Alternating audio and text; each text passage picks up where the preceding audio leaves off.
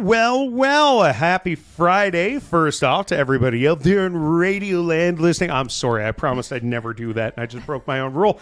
I'm not by myself here to start your Friday. I've got Estefania from the Women's Resource Society. Estefania, welcome back. Hi, nice to see you again. Thank you. So we've got a Radiothon coming up a week from today. Yes. The countdown is officially on. Let's quickly start with what this Radiothon is aimed towards. We get a $45,000 goal. Why do we have that goal? Where is this money going? So it's the 45th anniversary of the Women's Resource Society. That's why we are aiming for $45,000 this year. And the money will go to Sky's Place, which is the program we have for housing for women and their kids living abuse. Now, we earlier this week discussed Sky's Place in a lot more detail, operating budgets of $400,000 and why it's so important, how long it's been around, how many families it helps, which I think was 11 families last year, 12 families last year, excuse me. And of course, that $45,000 is not there to cover the entirety of the cost. It is there to offset some of the cost, thanks to a loss in some funding. And again, we're not here to poke and say, well, this branch of government didn't give us money or this oil field pulled out. That's not why we're here. We're simply here to make up for a loss of revenue, a loss of funding. Now, you've got a bit of a story from, I believe it was somebody who used Sky's Place. Is that right? Yes. Why don't you start with that?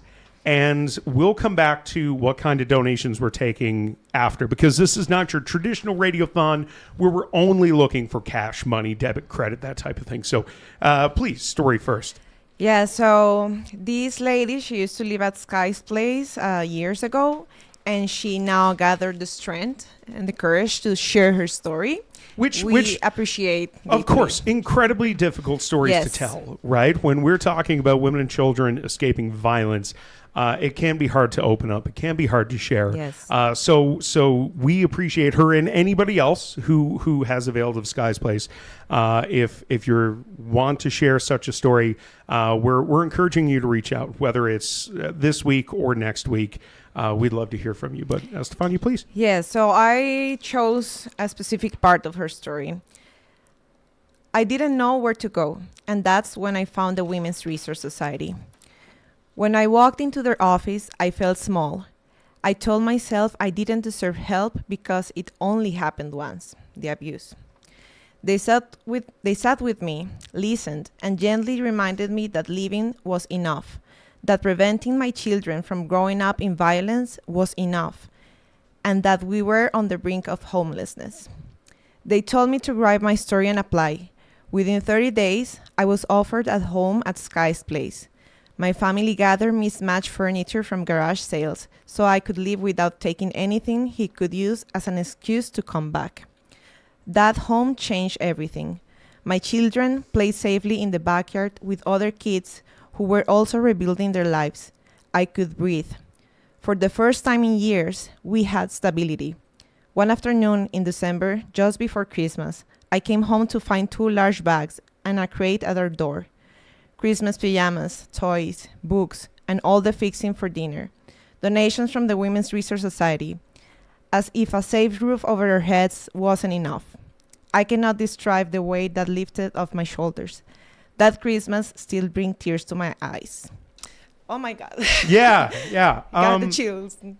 It's a powerful thing when people are able to share those stories and you realize that we're not just talking about making sure we give somebody a cheap place to live for a while. It is rebuilding. It is a place of safety, of security, of starting over. And that's why we're going to be raising money next week. $45,000 is the ask.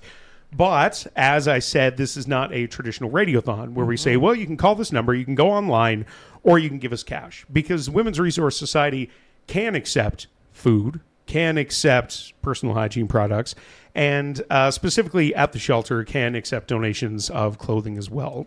Take us through some of those donations. Yes, so at the outreach store, we can take clothing because we have volunteers and we have people that can go over and organize. We will have the day of the Radiothon other places that could receive donations, but it's a lot for them to receive clothing. So that's why we're only asking for food and cash in those places, which are Beam Credit Union's office and Urban Systems office. I would argue the same about Festival Plaza, where we are going to be. We are right across the road from the Women's Resource Society. We're not going to be that far. So yes, all clothing donations, please, to the office itself, to the outreach center itself. Food and cash at Beam Credit Union, at Urban Systems, and at Festival Plaza. Yes. We're happy to take all those donations there. Now, when it comes to food, I don't want to say there are specific foods. We don't want to turn away any and all, but at the same time, we also can't take 40,000 loaves of bread, right? So what are some of the food donations that we would be looking for? So canned food is very helpful and is something that run off pretty quick. Coffee, sugar. We do have a fridge and a freezer. So if you have fresh produce, we will take it, because not everyone knows about that. Yep. Things like rice, canned soup, canned veggies, everything canned. Yeah. Yes. And hygiene items, soap, toothbrushes. Even if you open a shampoo and you didn't like it and you have there at home sitting, you don't know what to do with it, bring it to us. We can take that if it's open. That's one of the few things we can take if it's open. Yeah, we don't want half a stick of deodorant. That would be weird. That's not what we're looking for.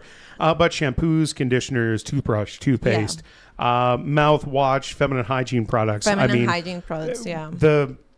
The normal things that you would think of. I was also looking through the list. I believe it was the last time we were chatting, and I also saw diapers. Is that still something, again, not used? Let's not be weird about it, but diapers as well. Yes, we usually don't take a lot of baby items because there are other places better for that purpose, but we can take diapers, formula, wipes. Those things, we can take them. If you opened a package of diapers and you realize that's not the size you needed, we can take that open. There you go.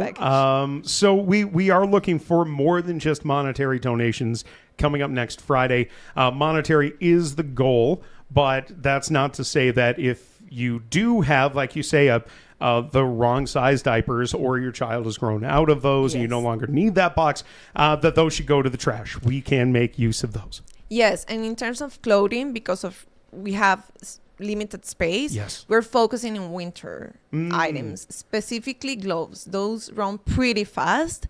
It's getting colder these days, so yeah, I'd like to think that we're near the end of it, but I think we all know that we'll be out of winter in June, and until then, we could still see snow. We could still see -20 to -40. So winter clothing, specifically looking for gloves. Yeah. Estefania, anything else that we should know today as we are gearing up? 7 days left until the big day itself.